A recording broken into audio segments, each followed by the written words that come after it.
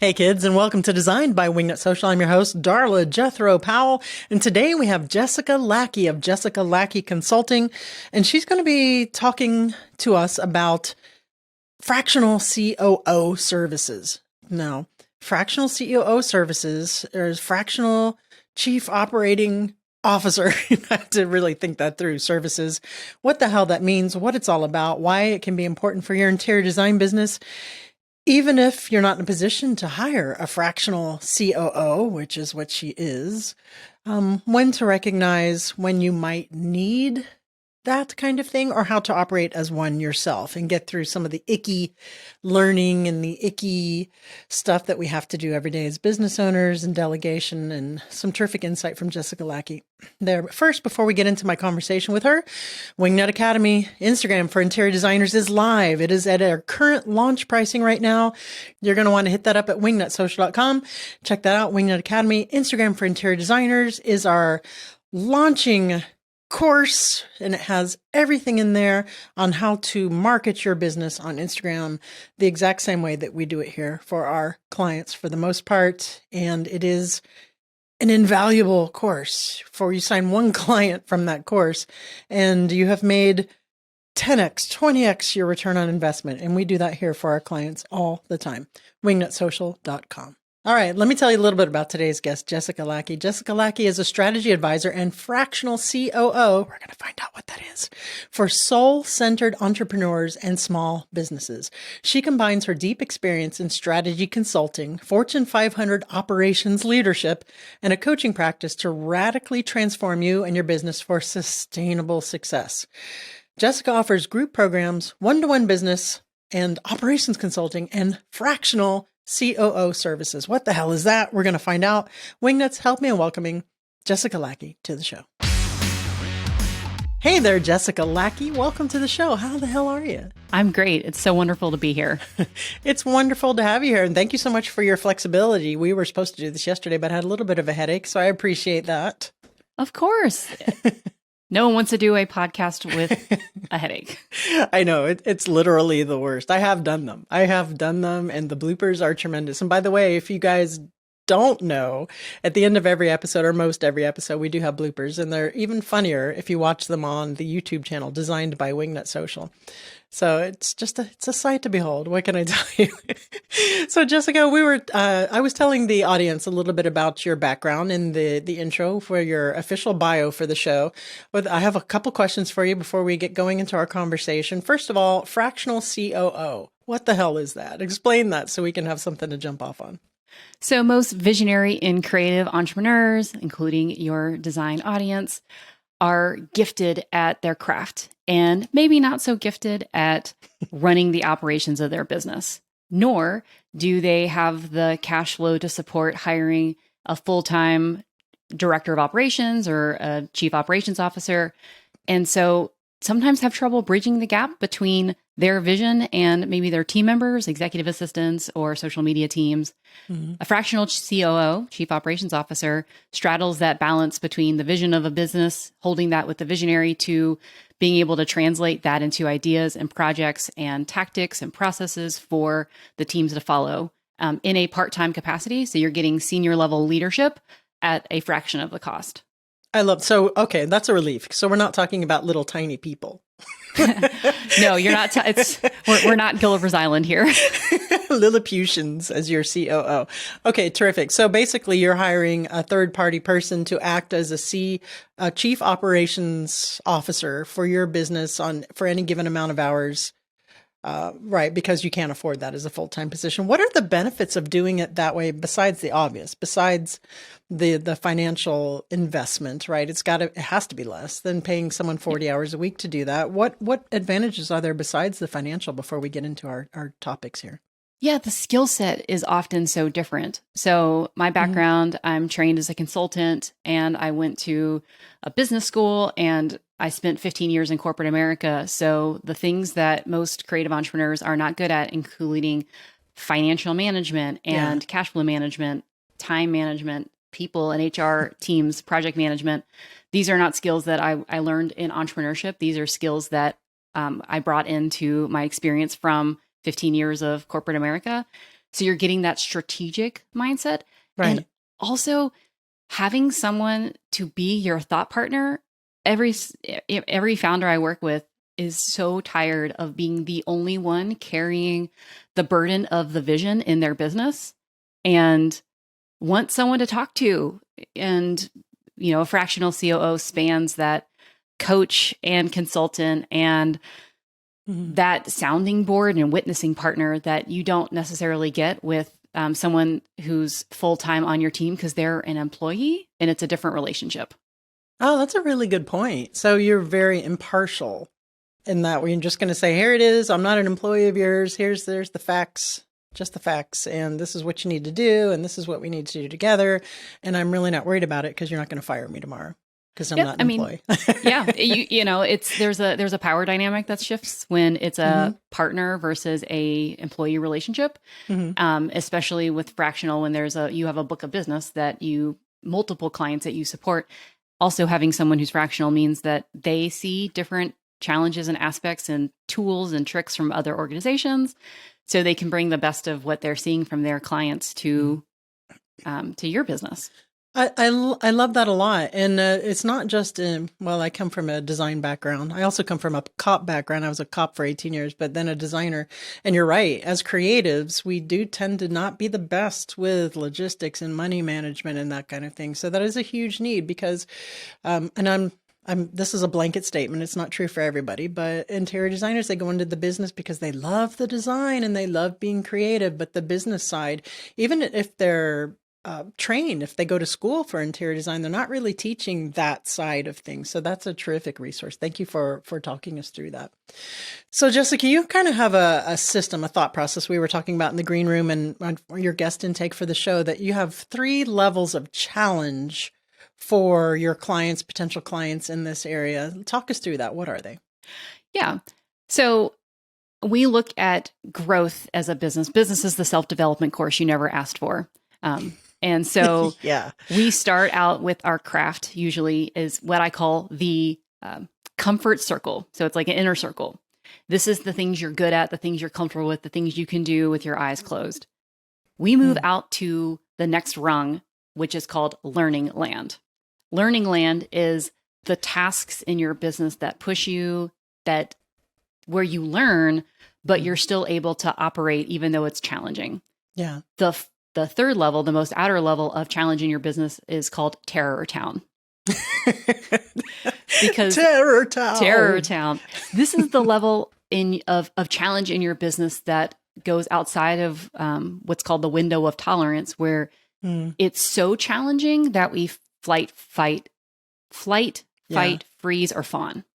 Yeah. And so the challenge for most entrepreneurs is almost everything outside of doing the interior design. And even maybe that by itself, there's different types of interior design projects that might be challenging, but almost everything else, sales and marketing and bookkeeping and operations, are things that we were never taught in learning our craft. It's not, to be a good interior designer is not to be a good financial steward of your interior design business. So it's all challenging. The trick is for entrepreneurs to know where their edges are, what's keeping them too safe and playing too small in comfort circle, but how do you stay out of Terror Town? Yeah. I've been to Terror Town quite a few times as an interior designer and as an agency owner, and I have managed to transition some of that real estate into learning land and some of it into comfort circle. At the end of every episode, I sign off, get out there, get uncomfortable, and be great, because the only way you can grow and turn those from Terror Town is to actually get some experience and knowledge and be more comfortable with that. Still not great, not terrific. And I know a lot of interior designers in the audience. So the comfort circle, it's just like kind of like the easy comes naturally to you. We're almost embarrassed to charge clients for it, is the design piece, right? We're just like, I can't believe people are paying money for this. It's so easy, but it's not. And then learning land, of course, is, for me, I'm speaking for myself, is running the business and the logistics of everything and how to get clients in and the emails and the logistics of doing the design. And Terror Town for me was any kind of confrontation or if anything went wrong. Which in the interior design business, it's such a complicated business model and there's so many moving parts is inevitable. And doing that. So is that aligning with what your thoughts are, or what are some more examples of those? Yeah. I think for a lot of beginning entrepreneurs I work with, that what you talked about of sales and marketing as being in the learning land is in Terror Town. You know, the Yeah, filming of being on video and filming that reel, adding, maybe taking flat static photos of your design outcomes is in, that might still be in learning land because you're putting your work out there publicly, but putting yourself on camera and doing reels or other kind of video content could be in Terror Town for so many people because there's a large amount of steps required, not just with the video, but then that's even learning. Let's Terror Town for me. I'm outsourcing some of that because I don't know how to do it. And the learning is pushing my edges a little bit. Yeah, we get that because we're a marketing agency for interior designers, and interior designers notoriously they're not marketers, right? And especially digital marketers or social media marketers. So for some, it's Terror Town to learn to delegate that, but definitely a learning land for sure for that. So. Hey, interior designers, are you just throwing content at Instagram without a plan or a strategy, and you have no idea what you are doing in order to attract your ideal client? Well, I'm here to tell you that we have a solution for that. I am so excited that our very first Wingnut Academy online course, Instagram for Interior Designers, is finally here. This extremely robust and comprehensive digital marketing course will take you from meh to amazing with your Instagram marketing. I can't tell you how many designers have come to me and said, listen, Darla, I'm not ready. I'm not in a position to delegate my social media marketing out to a professional like you yet. I need a more entry level, a more affordable level of course or something like that I can actually use to attract my ideal client and implement it myself or delegate it to an intern or an employee. And I hear you. And here it is. Instagram for Interior Designers contains our exact secret sauce that we use here at Wingnut: strategy, methodology, resources, systems and processes, everything that we do here on behalf of our Wingnut clients to get them the success that you've heard them speak about here on this podcast and on the website and in other places. That is all contained in this course. We threw the baby out with the bathwater in this course. Everything is here, everything they're going to need. There are over 31 lessons, 7 modules, downloadable workbooks, resources, and more. I cannot tell you how thorough and complete this course is. In fact, when my director first saw this, she said, man, I hope we're charging a ton for this because there's just so much in it. So for more information on Wingnut Academy and our very first course, Instagram for Interior Designers, head on over to wingnutsocial.com. Check out Wingnut Academy there in the drop-down menu, and you'll see it in all its glory. Instagram for Interior Designers. That's wingnutsocial.com, Wingnut Academy. So if an interior designer, we're seeing these 3 levels and we're listening to you and we're, identify this part of the business with this level, et cetera, et cetera. Why are we even focusing on breaking this down? Where is this getting us in the long run to acknowledge these different levels? Yeah, because you can get, part of my role as a fractional COO is to guide my clients through the challenging parts of their business. And it's not enough to just say, oh, just do this. Yeah. How many times have you been told something to do and said, I don't even know where to start. I can't even think about this. This is too overwhelming. And so all the good tips and tricks and strategies in the world don't matter if you can't implement it in your business. And so part of acknowledging where you're at is to say, is this something that is pushing my edges, but I can do it? Or is this something where this is outside of my comfort and I need a different strategy to bring it into something that I can do?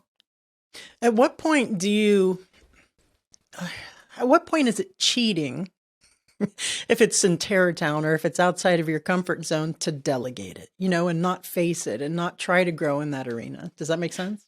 Yeah, I think it's never cheating, but I would say that there are parts, because we're never meant to run this business alone. But I do think that there's a requirement as a business owner that you have some minimal amount of fluency in every area. You don't need to if QuickBooks or your financial system terrifies you, you don't need to know how to necessarily code all of your transactions. That's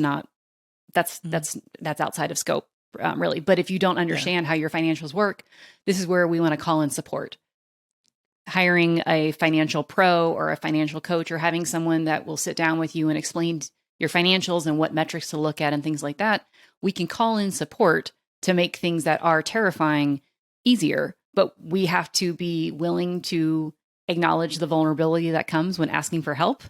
And because we're never designed to do it by ourselves. Yeah, I just did a trip through Terratown. I have an advisor for the agency, right? He's a business coach that I just recently signed on with. And he says, you need to do this, that, and the other thing. And it wasn't how. It was just get this done. This is your homework. And in 30 days, we'll regroup. And I did it. And it was Terratown. But yeah, that's why I'm asking, at what point is it like to have someone else do it? Because I'm the queen of delegation, except for the stuff that is in my comfort circle, right? My comfort zone. I love to delegate. I like to avoid that. So let's tell us a little bit about that shift in the mindset and why that's important. Again, when we break this down, and how can we change our mindset when it comes to things like that? Is it always just having a fractional COO or fractional sales or something like that? Do you have any advice in that regard?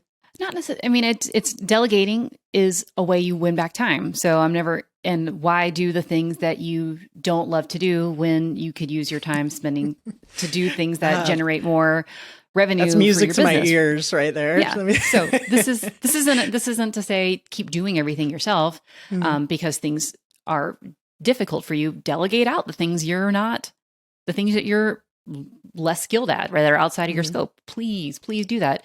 But we want to find strategies to at least be able to face every area of our business. And that could be looking for help, but it also could just be like finding a pal, finding a friend to say, I'm going to do this really complicated thing in my business or something that really scares me. Can we do it together? Can we get on a Zoom call and sit down while I do this? And I have someone who's in the fight with me in the arena, literally at the same time, also doing something hard. We are much more able to move forward together when you move forward together. And so finding a friend that helps, finding a starting point that can help. If you're scared of sales, even having a sales script that you customize that works for you can take something from Terror Town to say, I don't even know what I would do, to, okay, like this isn't a formula for me, but I now know how a sales calls is structured. So looking for resources, looking for co-regulation, and breaking tasks down from giant, overwhelming things into, okay, the very next step is this. That's terrific advice. And I've done that. I do sales for Wingnut. And I'm not great at sales. I enjoy meeting the designers, but I get anxiety about doing sales because I'm not really good at it. I don't have a thing. And I just recently went through that little exercise. I'm like, okay, just break it down, have some bullet points. Just remember, I'm here to help them get clients from social media because we absolutely do that for our clients, and break it down. And instead of being overwhelming like that, I did put it in small steps. So that's really good advice. So Jessica, what level does an interior designer have to be at with their business in order to consider hiring a fractional COO? The point you need to be at is where you've built some systems, you've built up a client book of business where now you as the founder are starting to be the bottleneck, and you've got a suite of team members that you work with, but you're struggling to delegate, because delegation while that's in it's in your comfort circle, is in a lot of people's terror town, because it's, well, how can I be sure that they're doing it right? I do it better than everybody else. And it's the concept of, what will I do with my time? And where will I generate my value if I'm not doing these things? Because you've had to build up a business from a baby business to a mature business. Yeah. And it's scary to release that. And so part of having a fractional COO or as someone at that strategic level that is a way to take it from terror town to learning land, to say, okay, how can I learn to delegate with someone who's a trusted resource that can guide me on this delegation journey? What would your advice be to that interior designer or that architect out there who is a little bit of a control freak and has real issues delegating? We come across that a lot. And just even me in my travels outside of the agency uh, with other interior designers just have a really hard time letting go of any kind of control or delegating, any of those pieces out. Like it is 100% terror town. What kind of advice would you give them? The first step is acknowledging where there's control because there's no process and where there's a need for control because that is your gift. And so let's not outsource the gift. Let's not delegate the gift when it comes to the final design or maybe even the strategy. Like, don't outsource that. Keep that. That's your zone of genius. But when it comes to other things, this is where we try to systematize what goes on in your thought process. I want to watch videos of how you do things. I want to create checklists. I want to create the watch outs. And those are the systems and processes you build over time to say, this is how I do things. And, I saw this, I saw this, I saw this. These are the types of watch outs we want to document over time. But I want to give every designer the license to say, there are pieces that I don't give up because that is my secret sauce. Yeah. Now, And the pieces that are not your secret sauce, we want to systematize and document. yeah, and I think as interior designers and business owners, when you get to that level to where you're scaling and you're hiring employees, the secret sauce should be that oversight of the design aesthetic, quality control, business development, and that kind of thing. Would you agree, or am I missing something? Oh, totally agree. Yeah. And I also say it's important to have a vision for scale because you may have the dream business that you want without having to give up some of those pieces you want to stay control over. And I think we want to acknowledge when have we grown to a stable size that we love? Because growing beyond that may actually take you out of doing the genius work that you got into the business to do. Yes, 100%. Been there, done that. Doing that now, maybe. As we scale, for sure. I definitely find myself juggling a lot of balls and spinning a lot of plates in the air. Jessica, is there anything that I've forgotten to ask you on this topic that you think that the audience needs to hear before we get into the fire round? No, I think it's acknowledging that these steps are normal. These steps are expected. It's not when you're taking on something new in your business, if you aren't a little anxious and scared, I would say, are you stretching yourself far enough? Yeah, I agree with that for sure. Like I said before, the only way to grow is to get outside of your comfort zone. But I also think that if you've done it and you've tried it and you do it for a while and it's still like something you hate and don't want to do anymore, that don't be so hard on yourself if you delegate it out. It's like trying broccoli for the first time and you hate it. It's okay. At least you tried it, right? Exactly. All right, Jessica Lackey. Now I have to ask you, are you ready for the What Up Wingnut round? I am. What would the hashtag on your tombstone be? Hashtag radical and rooted. This is that. I believe growing a business is a radical act of care for yourself and the collective, and it requires deep roots that are grown over time. I like that. Very thoughtful. Thoughtful. I don't speak for a living. You're stuck on a deserted island. You can have one food forever. What is it? Hamburger and French fries. That would be mine. We're besties now. Last but not least, please recommend a book that has impacted you either personally or professionally. I recommend The Big Leap by Gay Hendricks. I heard some references to that when you're saying outside of your zone of genius. Yeah, for sure. Yeah, that's that book, The Big Leap by Gay Hendricks, made a huge difference on my business mindset and delegating outside of your scope of genius, for sure.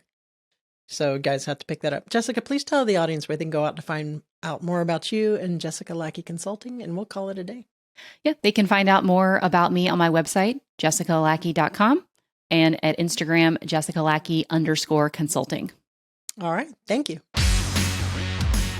So I really like this concept of fractional anything, fractional hiring anything. I think it's a really good stepping stone for your business. If you're kind of in that sweet spot, you're at that place as the rainmaker, as the head of your firm, to start delegating some stuff or to start reaching out for partnerships in that way without having to hire a $150,000 chief operations officer right away from the get-go, right? I think it's a really good stepping stone for that. And I think probably even more so than a stepping stone, if Jessica was still here, she'd probably say, hey, there are companies who just do this and that's all they ever do. So that's definitely something worth checking out. I know I've been approached by people who are fractional salespeople, fractional CMOs, chief marketing. This is a whole thing, this fractional business. So I wonder if there's such a thing as a fractional interior designer. I bet, you know what? I bet you there is. Who knows? All right, guys, that's it for this episode. Remember to go check out Instagram for interior designers over at wingnutsocial.com for our Wingnut Academy course. It is getting rave reviews so far, and people cannot believe how inexpensive it is for how valuable it is and how much information it is. And I'm here to tell you it's not staying at the price it's at right now. So run, don't walk. Wingnutsocial.com, or if you go to wingnutacademy.com, it'll get you there. And that's it for today's show. Remember, until next time, to get out there, get uncomfortable, and be great.